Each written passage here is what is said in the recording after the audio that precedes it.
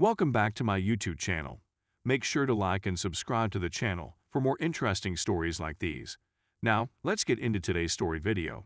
My ex lied to me about being divorced, so I ruined his reputation, marriage, and job in one blow. Okay, this is going to be a lengthy tale, so please bear with me. When I was 24, I met a lovely, highly brilliant, and much older guy. For the sake of the tale, we'll refer to him as Jake. Dana is his sister, and I'm Gina.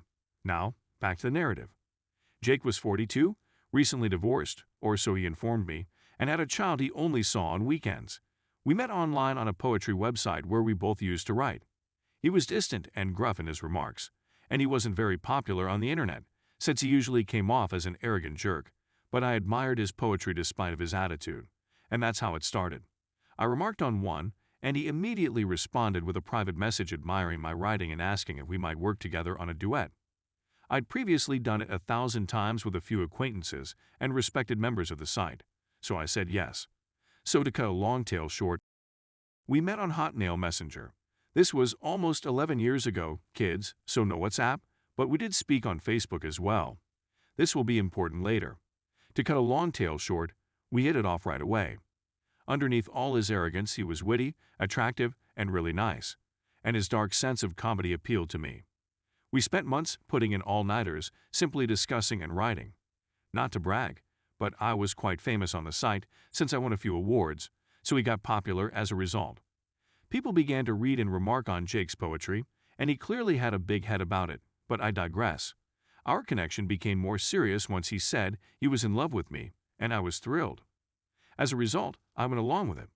We discussed my recent separation, and he told me that he would never lie to me since, of course, he uses that phrase, which of his former wife had cheated on him, and he was heartbroken until he met me. I was taken aback by how awful her ex was, but I told him that I was all in. That is exactly what I intended. One crucial aspect of our tumultuous affair was that he was in South America. He's from there, and I was still in Italy, in my hometown. So after almost 2 years of making excuses for how busy he was at work, I decided to pay him a surprise visit. When I purchased my ticket, it seemed like a dream. He picked me up, kissed and hugged me, and drove me to his beach home, which would have been my first red flag, but I was dumb, young, and in love. Saying that doing touristic things on a beach port would be a lot simpler and more pleasant for me than staying in his suburban residence without a vehicle. Considering I told him on such short notice that he didn't have the time or resources to take time off, which was a transparent lie because he was one of the company's partners, but I believed it and went on my own practically the whole week that I was there. He just spent one night with me, and the rest of the week he simply picked me up from wherever I happened to be, and we hung out for a few hours, and then he dropped me off at the home. Come on up, pull your head out of your and realize what a load of BS that is. I know what most of you are thinking, and trust me, now that I'm writing this, I realize what I was. But things get better. He brought me to supper the day before I had to return to Italy, with his 6-year-old son and sister. I was overjoyed to meet his family and kid, but I was taken aback when he introduced me as his friend from Italy stopping by town for tourists.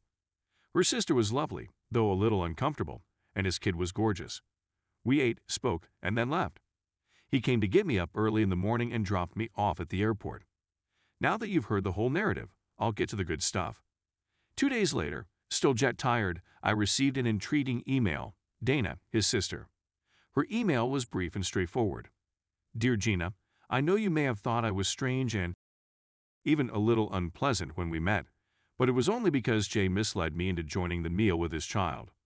He never stated that you two were dating, but when confronted, he confessed and begged Jake not to tell anybody or his marriage would be destroyed.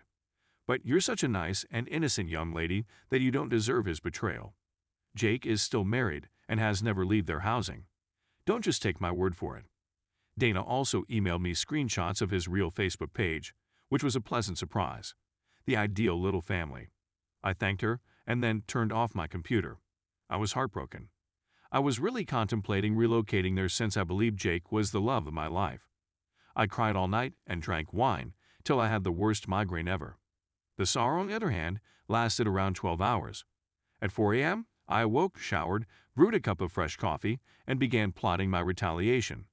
Yes, I was wounded, but I was also enraged because he not only misled me, but also pulled his sister and his innocent kid into his deception. I was on the other side of the globe and didn't have the funds to hire someone to kick his buttocks or egg his vehicle. But, as my Sicilian father used to tell me, if someone strikes you, don't turn the other cheek, sever their hand.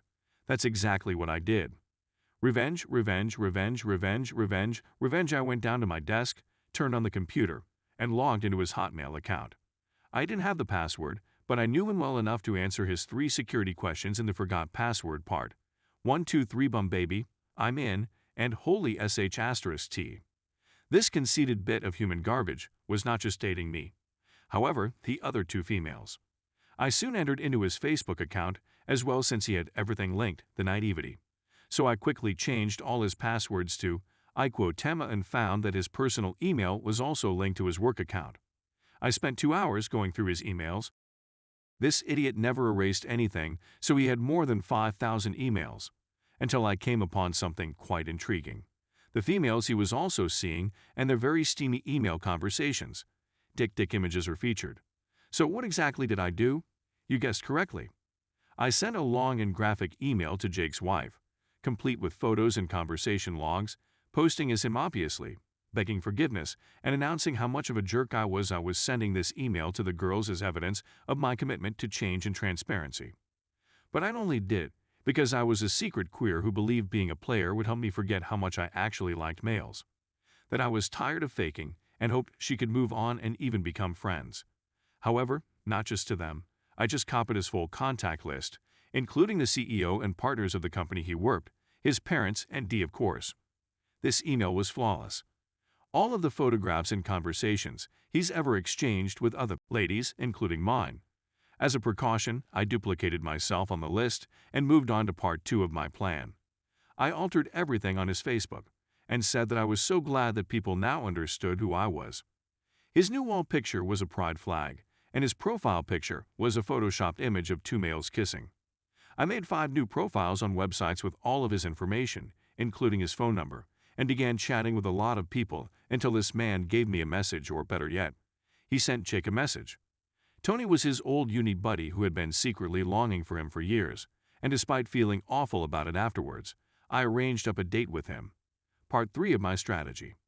A week after the tremendous internet outrage with his family and friends furiously calling him all kinds of things and being dismissed because his superiors didn't want the negative news.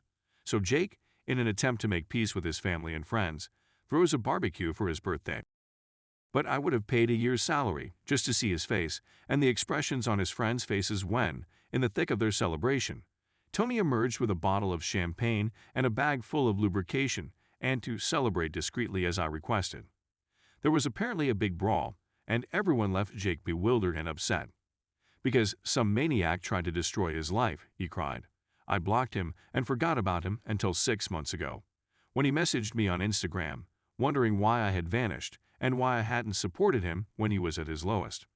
And the joy I had when I just replied, sorry Jake, but I believe everything you received was karma for all the lies and wasted time you fed me. Best wishes. Oh, and by the way, IT was always me. I immediately banned him and closed my account. Jake attempted to contact a few common acquaintances in an attempt to get my phone number, but they all ignored him. They also received the notorious email. So sure, I got my vengeance. And it was worth every single hour. I understand, I'm so petty. Edit 1. For those who believe that making him look was a mistake on my part, let me assure you that it was only due to his macho attitude and homophobic disposition. And since, unfortunately, there is nothing worse for most Latin guys than individuals, I am completely committed to the LGBTQ+ community and love and support them wholeheartedly. Edit 2. Wow, let me explain a few things so everyone in the back can put down their pitchforks. Tony was never revealed to me. He had been living outside the closet since he was 12 years old, and he was never beaten, mistreated, or in danger at that barbecue. Jake's family and friends blew out at him, resulting in the blood and brawl.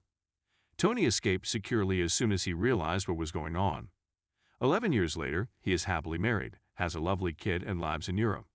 I won't reveal which nation, but know that he's happy and that we're still Facebook friends. I apologize to him a few weeks after the barbecue, and despite his pain, he forgave me and even smiled at everything I showed him. Edit 3 and final. I admit that what I did wasn't any better than what he did to me. I was self-centered, irresponsible, and dumb, and I felt awful about it. And when all that blew out, I went out to Tony and apologized for bringing him along on my petty retribution. He was outraged, but after hearing my side of the story, he was relieved. He merely wishes I had been more forthright with him.